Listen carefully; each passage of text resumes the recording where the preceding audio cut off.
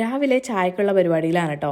പത്തിരി ഉണ്ടാക്കാമെന്ന് ഓർത്തു. ഇന്നലത്തെ ബീഫുണ്ട്, അപ്പോൾ പിന്നെ പത്തിരിയും ബീഫും ആക്കാമല്ലോ, നല്ല കോമ്പിനേഷൻ ആണല്ലോ എന്ന് ഓർത്തു. ഞാൻ ആദ്യമായിട്ടാണ് കേട്ടോ ഒറ്റയ്ക്ക് പത്തിരി ഉണ്ടാക്കുന്നത്. ഉമ്മച്ചിയുടെ ഒക്കെ കൂടെ നിന്ന് ഇങ്ങനെ കണ്ടിട്ടുണ്ട്, കൂടിയിട്ടുണ്ട് എന്നുള്ളതല്ലാതെ ഒറ്റയ്ക്ക് ഇതിപ്പം ആദ്യമായിട്ടാണ് ഉണ്ടാക്കി നോക്കുന്നത്. എന്തായാലും അടിപൊളിയായിരുന്നു, സംഭവം സെറ്റായിരുന്നു. പിന്നെ എന്നെ സംബന്ധിച്ചിടത്തോളം ഇതൊക്കെ ഒരു ബാലിയേറ മലയായിരുന്നു എന്ന് വേണമെങ്കിൽ പറയാം. പക്ഷേ ഇപ്പം അങ്ങനെയൊന്നുമല്ല കേട്ടോ. ഇപ്പം ഏകദേശം എല്ലാം തന്നെ ഉണ്ടാക്കാനാണെങ്കിലും എല്ലാം പഠിച്ചു. അത് പിന്നെ പഠിക്കും. ഞാൻ ഏതോ ഒരു വീഡിയോയിൽ കഴിഞ്ഞ ദിവസം പറഞ്ഞിട്ടുണ്ടായിരുന്നു, നമ്മളുടെ സാഹചര്യങ്ങൾ എന്താണോ അതിനനുസരിച്ച് നിൽക്കാൻ പ്രത്യേകിച്ച് പെണ്ണുങ്ങൾക്കൊരു പ്രത്യേക കഴിവാണെന്നുള്ളത്. അത് ഭയങ്കര സത്യമായിട്ടുള്ളൊരു കാര്യമാണ്. പിന്നെ നമ്മളെ കൊണ്ട് പറ്റില്ല എന്ന് ചുറ്റും കൂടെ നിന്ന് എല്ലാവരും വിളിച്ച് പറയുമ്പോൾ ഒന്നും കൂടി നമുക്ക് ഇൻട്രസ്റ്റിംഗ് ആയിരിക്കും അത് ചെയ്യാൻ വേണ്ടിയിട്ട്. അപ്പോൾ എന്തായാലും പത്തിരി ഏകദേശം റെഡി ആയിക്കൊണ്ടിരിക്കുന്നുണ്ട്. അതിൻ്റെ ഇടയ്ക്ക് നിധിക്കുട്ടി വന്നിട്ട് അവളെ എടുക്കാൻ വേണ്ടിയിട്ട് കരയുന്നതാണ്. ഞാൻ പിന്നെ ഒരുവിധം അവളെ പറഞ്ഞ് മനസ്സിലാക്കി എൻ്റെ അടുത്ത് തന്നെ കൊണ്ടിരുത്തിയിട്ടുണ്ട്. അപ്പോൾ ഇത് റെഡിയാക്കിയതിന് ശേഷം കറിയൊക്കെ ഒന്ന് ചൂടാക്കി എടുക്കാമെന്ന് ഓർത്തു.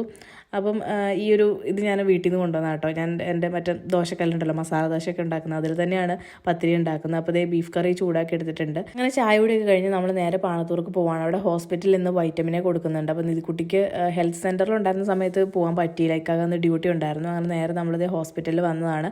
അവൾ ഉറക്കമായിരുന്നു. പിന്നെ ഒരു വിധത്തിലൊന്ന് എഴുന്നേൽപ്പിച്ച് സംഭവം കൊടുത്തു. പിന്നെ നേരെ തിരിച്ച് വീട്ടിലേക്ക് വന്നു കേട്ടോ. വീട്ടിൽ വന്നതിന് ശേഷം ഫുഡൊക്കെ പോകുന്ന വഴിക്ക് പാട്ട് വെച്ചപ്പോഴത്തേക്ക് രണ്ടുപേരും കിടന്ന് നല്ല ഡാൻസൊക്കെയാണ്. പിന്നെ ഇന്ന് നമുക്കൊന്ന് കാഞ്ഞങ്ങാടേക്ക് പോകണം. അതിന് മുമ്പ് എനിക്ക് വീട്ടിൽ പോയിട്ടൊരു വീഡിയോ എടുത്ത് തീർക്കാനുണ്ട്.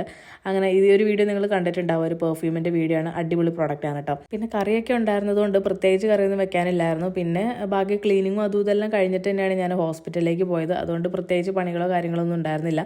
അങ്ങനെ വീഡിയോ എടുത്ത് കഴിഞ്ഞതിന് ശേഷം ഉടനെ തന്നെ കുട്ടികൾക്കും ഫുഡ് കൊടുത്തു.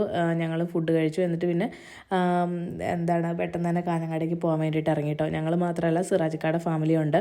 പിന്നെ ഞങ്ങൾ ശരിക്കും പറഞ്ഞാൽ പോകുന്നത് എന്താണെന്ന് വെച്ചാൽ, അഫീനൊന്ന് ഹോസ്പിറ്റലിൽ കാണിക്കാനുണ്ട്.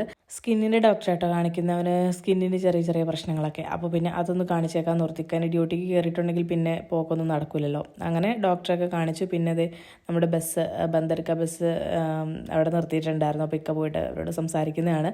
അതിനുശേഷം പിന്നെ നമ്മൾ നേരെ ഫുഡ് കഴിക്കാൻ വേണ്ടിയിട്ട് കയറിയിട്ടോ. അപ്പോൾ കുട്ടികളോട് ചോദിച്ചപ്പോഴത്തേക്ക് അവർക്ക് ഫ്രൈഡ് ചിക്കൻ മതി എന്ന് പറഞ്ഞ് അങ്ങനെ നമ്മൾ ഫുഡൊക്കെ കഴിച്ചു. അവിടെ നിന്ന് നേരെ വീട്ടിലേക്ക് തിരിച്ചു കേട്ടോ.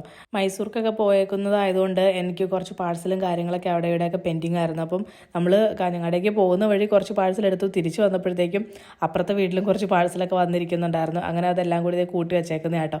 അപ്പോൾ ഇന്നത്തെ വീഡിയോ ഇത്രയേ ഉള്ളേ.